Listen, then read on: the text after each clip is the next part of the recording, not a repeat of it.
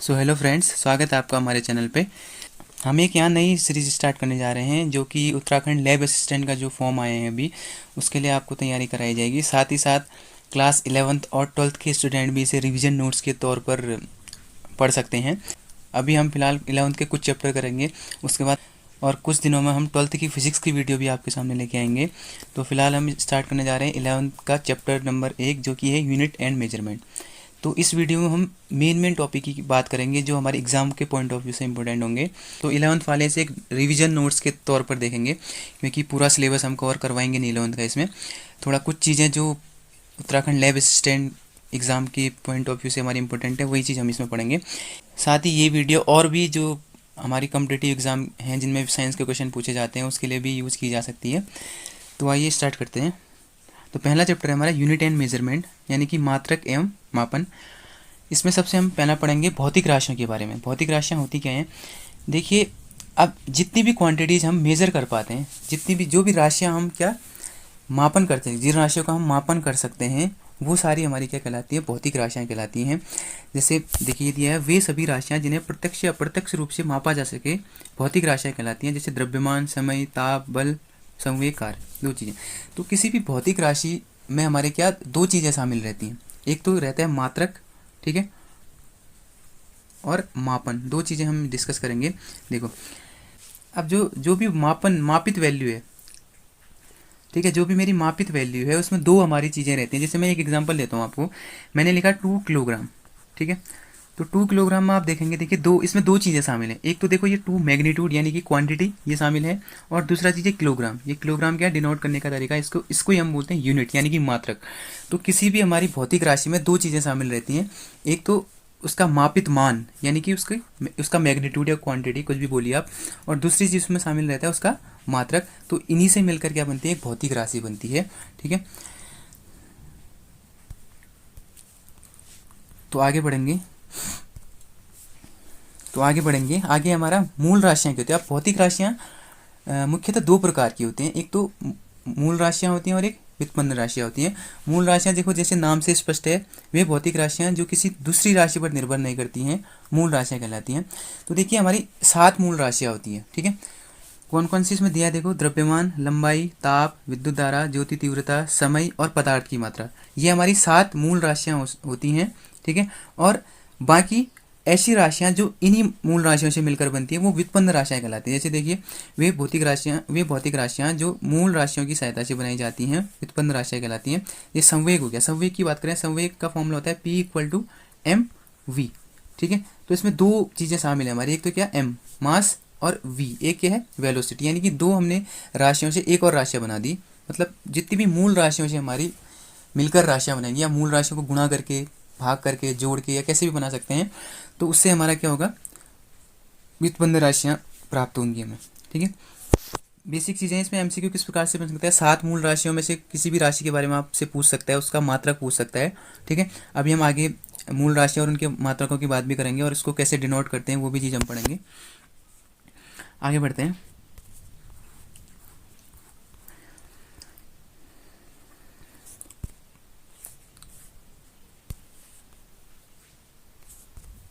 देखिए, एक कॉन्सेप्ट ये है कि किसी भी भौतिक राशि को व्यक्त करने के लिए उसके संख्यात्मक मान और मात्रक मान की आवश्यकता होती है। देखिए, अभी हमने ऊपर डिस्कस किया था, कोई भी अगर भौतिक राशि होगी इसमें दो चीज़ें होंगी। एक तो संख्यात्मक मान यानी मापित मान होता है, मैग्नीट्यूड, और दूसरी चीज़ उसमें क्या होती है? मात्रक होता है, ठीक है।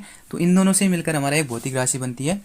तो इसके लिए फॉर्मूला होता है, देखिए, कि यदि कोई भौतिक राशि q है तथा उसका संख्यात्मक मान n तथा मात्रक u हो, तो उनका गुणनफल हमेशा क्या रहता है? नियत रहता है। यानी कि q = nu एक नियतांक रहता है। अर्थात हम कह सकते हैं किसी भौतिक राशि का संख्यात्मक मान उसके मात्रक के व्युत्क्रमानुपाती होता है। इसको एक एग्जाम्पल की मदद से आपको समझाता हूँ मैं। देखिए,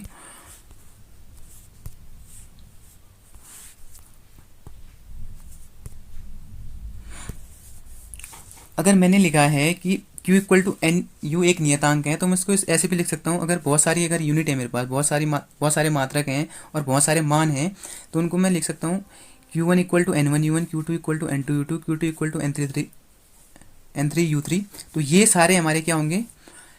ये इक्वल होंगे एक नियतांक के बराबर, ठीक है।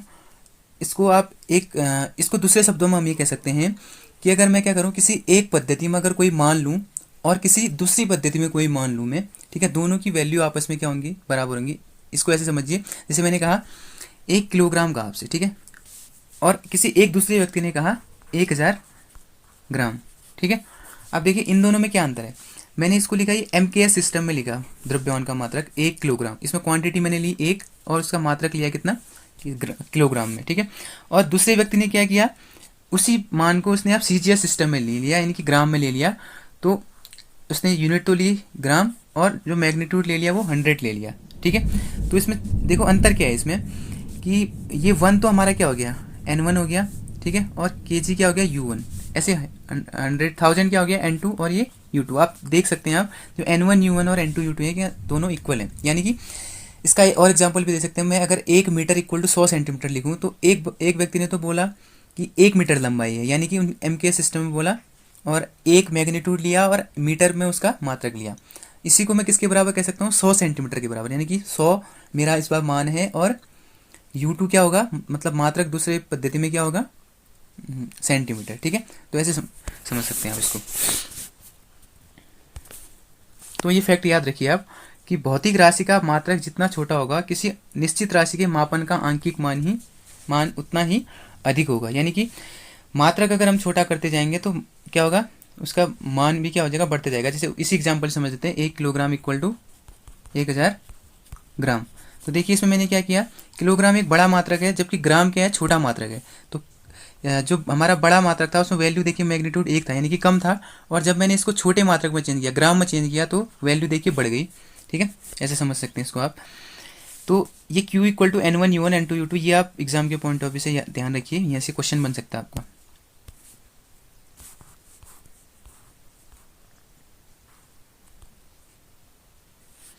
उसके बाद हम बात करेंगे मात्रक पद्धतियों के बारे में, कि मापन की हमारी कौन कौन सी पद्धतियाँ होती हैं। तो देखिए अभी तक हमें मेनली 3 पद्धतियों के बारे में जानकारी है, वो है MKS सिस्टम, CGS सिस्टम और FPS सिस्टम। ज़्यादा इसमें कुछ है नहीं, बस नाम से स्पष्ट हो जाता है। तो ये भौतिक राशियों को मापने के लिए जो प्रणालियाँ हमारी आज तक यूज की गई हैं, ज़्यादातर चीज़ें यूज की गई हैं, तो वो चीज़ है ये। तो पहले इनमें है CGS सिस्टम, यानी कि सेंटीमीटर ग्राम सेकंड सिस्टम। तो इसमें क्या होता है, जो लंबाई होगी, लेंथ होगी, उसको सेंटीमीटर में नापा जाएगा। मास जो इसमें होगा उसको, यानी कि द्रव्यमान जो होगा उसको ग्राम में नापा जाएगा, और जो टाइम यानी कि समय होगा उसको इसमें किस में नापा जाएगा, सेकंड में नापा जाएगा। तो यही हमारा क्या होता है, CGS सिस्टम है। ऐसी पद्धति जिसमें लंबाई को सेंटीमीटर में, द्रव्यमान को ग्राम में तथा समय को सेकंड में नापा जाता है, CGS सिस्टम कहलाता है हमारा, ठीक है।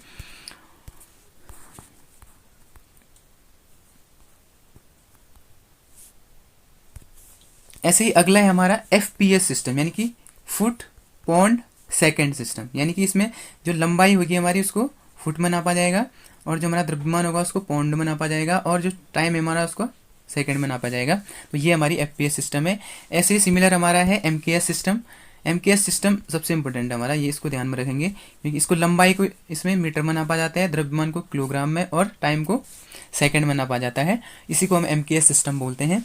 यही हमारा SI सिस्टम है, ठीक है। MKS सिस्टम को ही हम क्या बोलते हैं, SI पद्धति या SI सिस्टम बोलते हैं, क्योंकि ये क्या है, अंतर्राष्ट्रीय पद्धति है। यानी कि इसको ओवरऑल जो इंटरनेशनली क्या एक्सेप्ट किया जाता है। यानी कि अगर मैं बात करूं, इंडिया की बात करूं, वहाँ भी MKS सिस्टम हमारा यूज होगा। अगर किसी अदर कंट्रीज में जाता हूँ, बाहर जाता हूँ, तो वहाँ भी MKS सिस्टम हमारा क्या होगा, एक्सेप्टेबल होगा, ठीक है। तो MKS सिस्टम इसलिए इंटरनेशनली एक्सेप्टेड है, इसको SI सिस्टम भी बोलते हैं, ध्यान रखिए। देखिए यहाँ से आपके 2-3 MCQ बन सकते हैं। एक तो ये international bureau of weight and measurement, IBWM, इसका फुल फॉर्म आपसे पूछ सकता है। IBWM का इसका क्या है full form, international bureau of weight and measurement, यानी कि अंतर्राष्ट्रीय माप तोल समिति इसको बोलते हैं। और इसने MKS सिस्टम की स्थापना कब हुई, 1960 में, ये भी आपसे पूछ सकता है, ठीक है। इसने सन 1960 में एक नई पद्धति को स्थापित किया, इसको क्या MKS पद्धति बोलते हैं, ठीक है। इसी को हम एक नया नाम देते हैं, अंतर्राष्ट्रीय मात्रक पद्धति, यानी कि SI सिस्टम, ठीक है।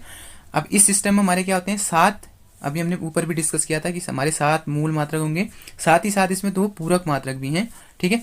तो इनकी हम बात, तो ये हमारी मूल राशियां हैं। पहला हमारा मूल राशि है द्रव्यमान, जिसका मात्रक होता है किलोग्राम, तो ये हमारा पहला मूल मात्रक बन जाएगा, इसको kg से डिनोट करते हैं, ठीक है। और उसके बाद हमारा है लंबाई, दूसरा लंबाई का मात्रक होता है मीटर, ठीक है, इसको m से हम डिनोट करते हैं। उसके बाद समय, समय का मात्रक है सेकेंड और इसको s से डिनोट करते हैं। अगला विद्युत धारा, विद्युत धारा का मात्रक है एम्पियर, इसको a से डिनोट करते हैं। अगला है हमारा उष्मागतिक ताप या नॉर्मल ताप भी बोलते हैं, इसका मात्रक है केल्विन, k से इसको डिनोट करते हैं। और बाकी बची दो, हमारा एक है ज्योति तीव्रता, इसका मात्रक है कैंडेला, CD से इसको दिखाते हैं। और अगला है हमारा पदार्थ की मात्रा, जिसका मात्रक है मूल, MOL से हम इसको डिनोट करते हैं।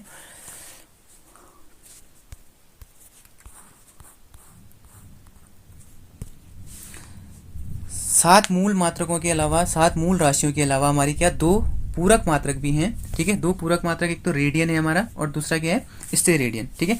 रेडियन आपने पढ़ा होगा, देखो कोण मापने के लिए हमेशा डिग्री का यूज़ करते हैं नॉर्मली, ठीक है। और जो घन कोण होता है यानी कि जो बहुत छोटे कोण होते हैं, ठीक है, बहुत छोटे कोणों को मापने के लिए हमारा स्टेरेडियन यूज होता है, ये भी ध्यान रखिए आप।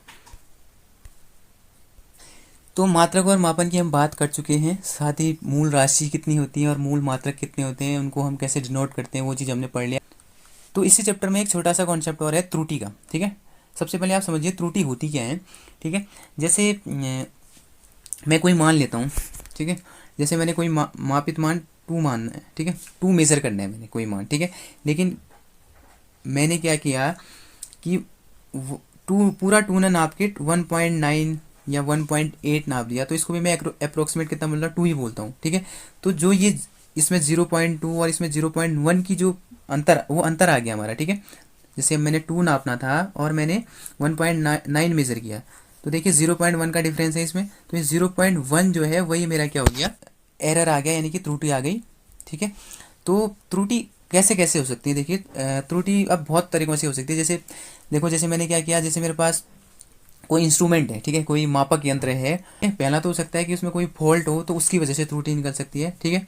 दूसरा हमारा हो सकता है कि जब हम किसी चीज़ को मेज़र करें, किसी चीज़ की माप लें, उसमें हम लापरवाही बरतें हैं। जैसे क्या होता है, कभी कभार हम क्या करते हैं कि जैसे हमें 5 सेंटीमीटर नापना होता है, तो जल्दीबाजी में हम कभी कभी क्या करते हैं 5 की जगह 4.8 या 4.7 या 4.9 नाप लेते हैं, तो छोटी मोटी त्रुटि उसमें आ जाती है, तो उस वजह से भी हमारी त्रुटि हो सकती है, ठीक है। तो इन्हीं त्रुटियों के बारे में हम पढ़ने जा रहे हैं आगे, ठीक है।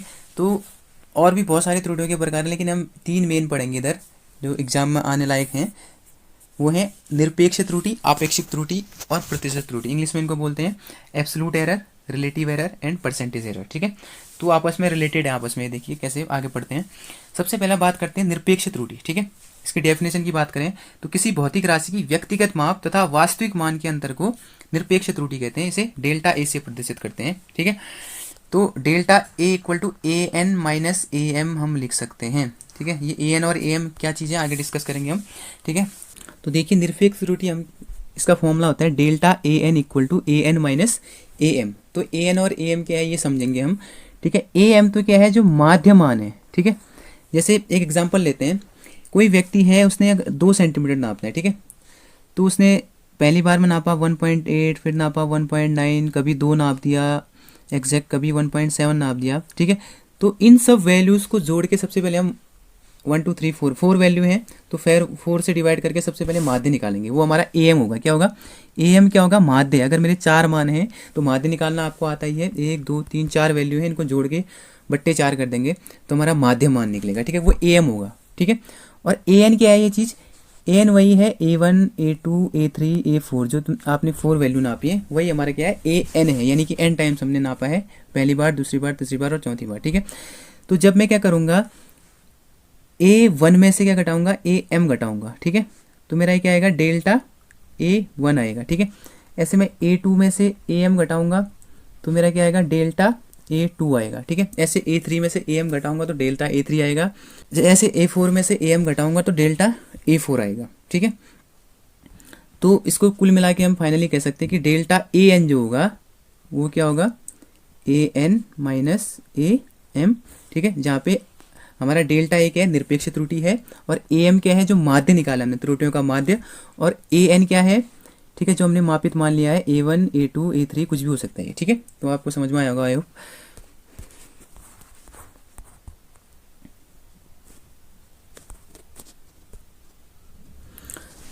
उसके बाद अगला बात करते हैं माध्य निरपेक्ष त्रुटि। देखो निरपेक्ष त्रुटि हमने पढ़ा है हमने निकाला था डेल्टा ए एन निकाला था, ठीक है। तो अगर इन सारी माध्य त्रुटि, अगर इन निरपेक्ष त्रुटियों का ही मैं माध्य निकाल दूं, समांतर माध्य निकाल दूं, तो वो मेरा क्या बन जाता है, माध्य निरपेक्ष त्रुटि। देखिए ऊपर हमने अभी डेल्टा ए वन निकाला था, डेल्टा ए टू निकाला था, ऐसे डेल्टा ए एन तक निकाला था, ठीक है। अगर मैं इन सब का माध्य निकालता हूँ, ठीक है, तो वही हमारा क्या हो जाएगा, माध्य निरपेक्ष त्रुटि, यानी कि डेल्टा ए एम। इसको किससे डिनोट करते हैं, डेल्टा ए एम, ठीक है। अगला है हमारा आपेक्षिक त्रुटि, ठीक है, ये भी इंपॉर्टेंट है। तो ये क्या होता है, एक अनुपात होता है, किसका अनुपात, माध्य निरपेक्ष त्रुटि और माध्यमान का जो अनुपात होता है वही हमारा क्या होता है, आपेक्षिक त्रुटि। अभी हमने ऊपर माध्य निरपेक्ष त्रुटि निकाली थी, कैसे निकाली थी, delta a one plus delta a two plus delta a three dot dot dot delta A n upon n, ठीक है, माध्य निकाला था। जो निरपेक्ष त्रुटि थी उसका हमने माध्य निकाला था, तो हमें माध्य निरपेक्ष त्रुटि मिली। अगर माध्य निरपेक्ष त्रुटि में मैं क्या करूँ, माध्यमान जो हमारे बहुत सारी वैल्यू हमने नापी हैं, अगर उनका माध्य निकालूं, उसको अपॉन कर दो किसके साथ, माध्य निरपेक्ष त्रुटि के साथ, तो मेरा आपेक्षिक त्रुटि मिल जाएगी, ठीक है। इसको समझना आप कि जो डेल्टा एम है, डेल्टा एम तो क्या है, माध्य निरपेक्ष त्रुटि है, यानी कि delta a one plus delta a two plus delta a three dot dot dot plus delta A n तक, ठीक है, डेल्टा ए एन तक जो रहा होगा अपॉन एन, ये करके मिलेगा हमें डेल्टा ए एम।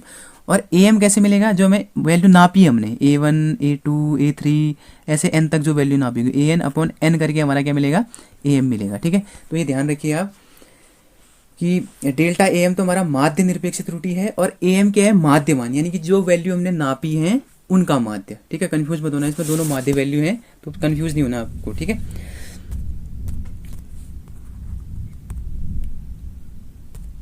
अगला सिंपल है, अगर आपको ऊपर समझ में आ गया, ठीक है, आपेक्षिक त्रुटि समझ में आ गया, तो अगर आपेक्षिक त्रुटि को ही मैं प्रतिशत में लिख दूं, वही हमारी प्रतिशत त्रुटि मिल जाएगी, ठीक है। आपेक्षिक त्रुटि हमारी क्या थी, delta A M upon A M. अगर इसी को मैं 100 से मल्टीप्लाई कर दूं, 100% से, परसेंटेज में अगर इसको डिनोट कर दूं, तो ये मेरा परसेंटेज त्रुटि बन जाती है, यानी कि प्रतिशत त्रुटि बन जाती है, ठीक है। तो ये कॉन्सेप्ट हमारा त्रुटि का है। तो आई होप आपको ये चीज़ें समझ में आई होंगी। तो इस वीडियो में हम इतना ही करेंगे, क्योंकि वीडियो बहुत ज़्यादा लंबी हो जाएगी, फिर बच्चे इतनी लंबी वीडियो देखने में थोड़ा बोर फील करते हैं। तो हम छोटी छोटी वीडियो के माध्यम से आपको इंपॉर्टेंट कॉन्सेप्ट लाने की कोशिश करेंगे, ये नहीं कि पूरा थ्योरी या मतलब बहुत सारी लंबी चीज़ें हम डिस्कस करेंगे। जो मेन आने लायक चीज़ें, मेन कॉन्सेप्ट है हमारे, ताकि देखो 11th-12th तो आपने पढ़ा है, ठीक है, आपको बस क्या करना है, ये UKSSC का जो एग्जाम आने वाला है लैब असिस्टेंट का, उसके लिए बस आपको रिवीजन चाहिए, क्योंकि 11th-12th का सिलेबस तो आप पहले एक बार पढ़ के आ चुके हैं, आपको बस ज़रूरत है रिवीजन की, ठीक है। तो इन वीडियोज़ का बनाने का मकसद यही है कि आपका रिवीजन हो जाए, ठीक है। बाकी डीप नॉलेज जो 11th-12th के विद्यार्थी हैं उनके लिए फिर हम अलग से एक क्लास लाने की कोशिश करेंगे, इसमें तो बस वो रिवीजन कर सकते हैं अपना। बाकी डीप जो कॉन्सेप्ट समझेंगे हम और वीडियोस के माध्यम से समझेंगे, ठीक है। बाकी 11th-12th के स्टूडेंट इसको रिवीजन नोट्स के तौर पर देख सकते हैं, अगर जो पहले ये चीज़ें पढ़ चुके हैं, तो इस वीडियो से आपका मेन चीज़ें रिवाइज हो जाएंगी, तो वो आपके लिए हेल्पफुल हो सकता है। तो बाकी वीडियो कैसा लगा आपको बताइए हमें ज़रूर, और इसमें कुछ इम्प्रूवमेंट की ज़रूरत बहुत सारी है वैसे मेरे हिसाब से, तो आप बता सकते हैं कि क्या क्या इम्प्रूवमेंट हमें करना है, कहाँ पे आपको कमी लग रही है, ठीक है। बस आपको, हमारा मेन मकसद ये है कि आप तक कंटेंट पहुँचे, अच्छा कंटेंट पहुँचे, और आपको चीज़ें रिवाइज हों और समझ में आएँ, ठीक है। मेन बात है समझ में आना। बाकी आप जो ये संसाधनों की कमी के चलते जो थोड़ा बहुत आपको कमियाँ लग रही हैं, तो वो उसको इग्नोर कीजिए फिलहाल, बस समझ में आना चाहिए आपको, ठीक है। अगर समझ में नहीं आता है तो आप कमेंट बॉक्स में हमें बताइए, हम चेंज कर सकते हैं तरीका समझाने का, ठीक है। बाकी अगली वीडियो में मिलते हैं, धन्यवाद।